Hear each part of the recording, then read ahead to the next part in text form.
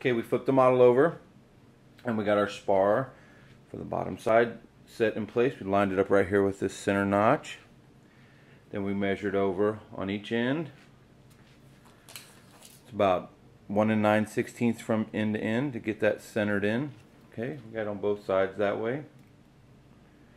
Okay, so we came in 1 9/16 from this side, and then we come down an inch and we make a mark, because obviously this carbon fiber is kind of floppy. We need a straight line to run through.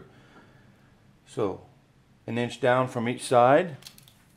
Okay, and then we take the spar off, get our long straight edge, and we cut just like we did on the other side. Here's our long straight edge. Now again, we have to make sure everything stays nice and tight. Okay, we need the wings to be tight against the fuselage here. Okay, so we're going to get our straight edge. We're going to line it up on our little register mark on that side. Try not to move our seams too much.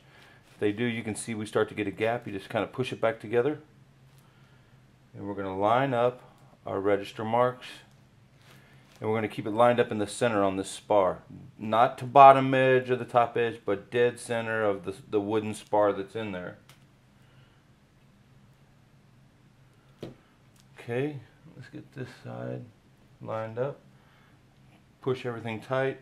Take a second, just step back, make sure something obviously isn't wrong. And we're going to get our utility knife. And remember, we're just going to put the tip of it in there, because we only go deep enough to fit that carbon fiber. I'm going to reach across this camera and I'm going to go right to my mark. Let my thumb ride on my straight edge. And we're going to come straight across. And you'll hear it when it gets to the center, it's not going to cut anymore. So we just skip the center spar, line it up on our straight edge, and continue cutting all the way down.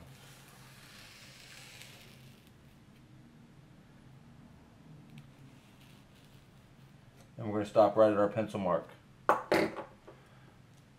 Pull it out, get our spar, start right here on this edge down here, and just push it in. And you just want it to be flush to the top. You know, it's not going to go deep. You just want it to be flush. Okay? And since the wooden spar is thin, it's the correct height so that both pieces of carbon fiber spars flush to the top and bottom of the fuselage. Alright. We just push in our carbon, and there you go. We have our top and bottom spar installed, and we're ready to glue it up. Okay, so this is what it should look like, guys. Top and bottom spar.